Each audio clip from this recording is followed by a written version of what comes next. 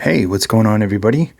Today we're going to be looking at the Moondrop Aria 2. There's that nice looking artwork on the box. Your little graph. And there's your specs. 122 decibels of sensitivity, 33 ohms, 20 to 20 kilohertz effective. 0.78 2-pin connector. It says 3.5, but it is a modular cable, so ignore that because you also get it balanced. Here's the nice case that it comes with. Inside your case, you have your 4.4. Now, to my knowledge, or at least, I've done a lot of Moondrops. I love Moondrop. I think if you look at the number of things that I've done over the years, I think probably KZ's the first, because they come out with a new IM every 10 seconds. But Moondrop is probably number 2, maybe. I haven't done a lot of stuff from Try and KB in a long time, but I used to do them all the time too. But I'm pretty sure Moondrop would be number 2. That nice pattern.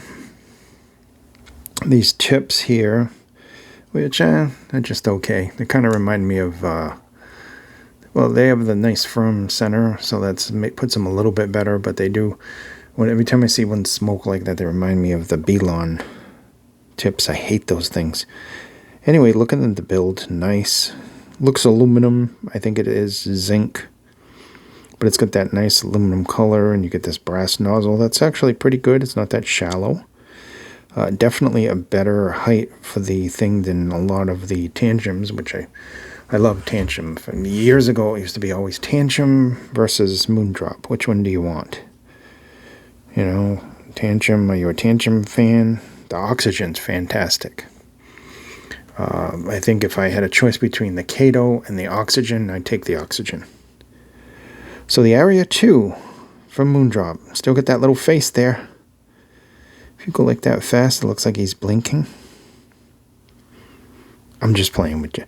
Anyway, so comfort-wise, really, really nice, comfortable guitar pick shape. Real, true guitar pick shape. I know we say that with like the KZs, the guitar pick, because it is similar, but this is more rounded. It doesn't have that little narrow area down there. Very comfortable. Good isolation with this. Superb. Nice solid feel to it. Not overly heavy, but there's some good weight to it. Obviously, if you got hit in the face with this, it hurt. That's for sure. So it's built like a tank. Comfortable. This cable is fantastic. It's modular. May not be the best modular cable I have in my arsenal, but it is a very good cable, considering this is one of their more budget-oriented pieces. Obviously, it's not like the Droplet or something like that. The Droplet that I never got to review, actually. I was sent a unit to review from Moondrop for the Droplet, and apparently it got stolen. And I didn't find out until a year later when I looked and it said, you never did a review on this. And I was like, I never got those, so I never did a review. Anyway, I just like the look over these, the overall look. So we did the specs.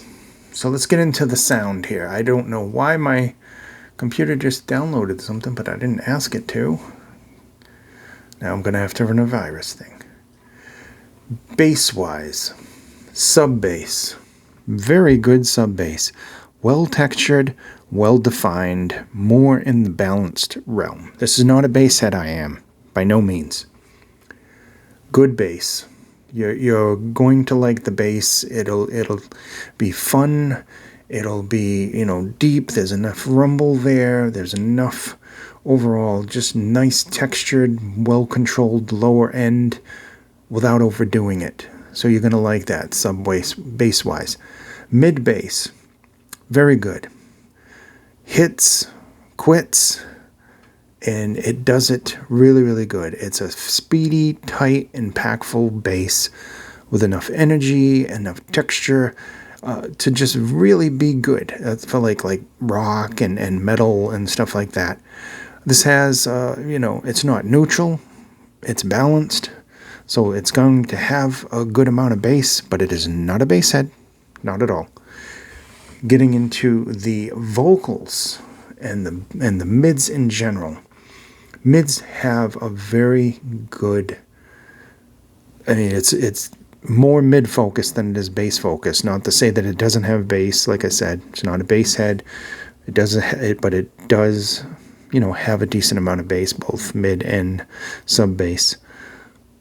More than enough to be enjoyed, unless you're a bass head. If you're a hardcore bass head, get the the Hades or something like that.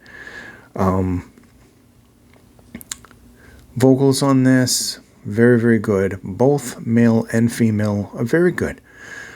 Female vocals come across nice, clear. They have a little bit of a sharpness, not to say that they're harsh, but they do have some very good detail in them. They stand out. There's some nice energy overall there. Then you get into the male vocals, and they have some super, just overall neutral tone to them with a touch of warmth. Very, very good separation and very good texture. They're rich. Just sounds really, really natural in its presentation. The hint of the warmth and everything. Male vocals really, really sound good. And, the upper mid-range has a hint of brightness, which makes the females sound really, really, really good. So overall, I would say the vocals in general are natural, forward but centered, not in your face, not shouty, not harsh at all.